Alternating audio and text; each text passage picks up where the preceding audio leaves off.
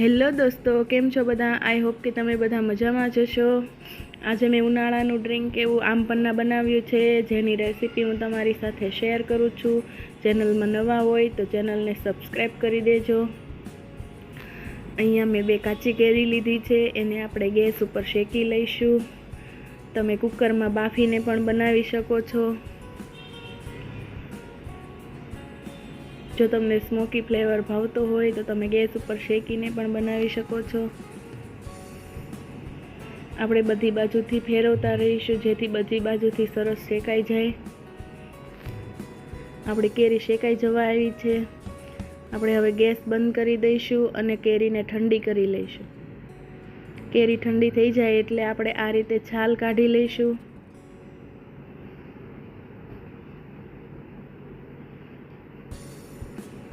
હવે આપણે કેરીને ગોટલાથી અલગ કરી લઈશું અને નાના નાના પીસીસમાં કટ કરી લઈશું.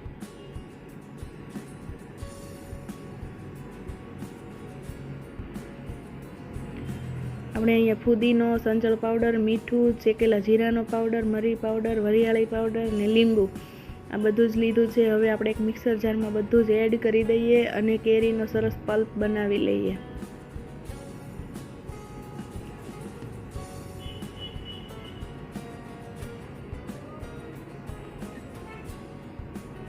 આપણે થોડું પાણી એડ કરીશું અને પલ્પ બનાવી લઈશું.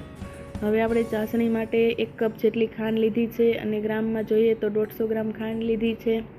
અને ખાંડ ડૂબે એટલું પાણી આપણે એડ કરી ખાંડને સરસ રીતે મેલ્ટ કરી લઈશું.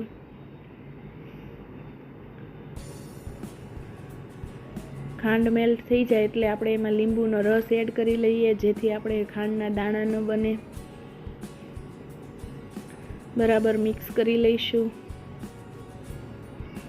હવે આપણો પલ્પ છે એને સ્ટ્રેનરની મદદથી આપણે ગાળી લઈશું, જેથી રેસા હોય તો એ નીકળી જાય.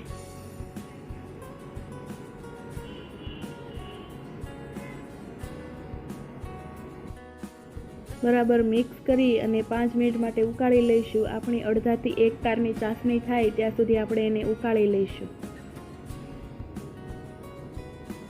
આપણે ચેક કરી લઈએ.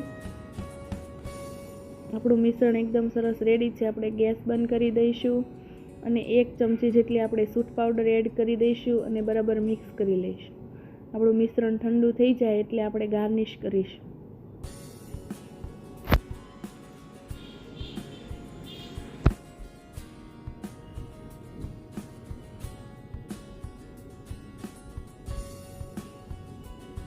આપણે થોડા બરફના ટુકડા એડ કરી દઈશું.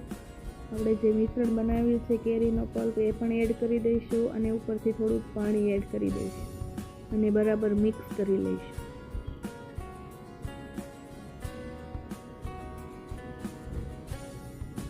આપણે લીંબુ અને પુદીનાના પાનથી ગાર્નિશ કરીશું. આપણું આમ પન્ના એકદમ રેડી છે.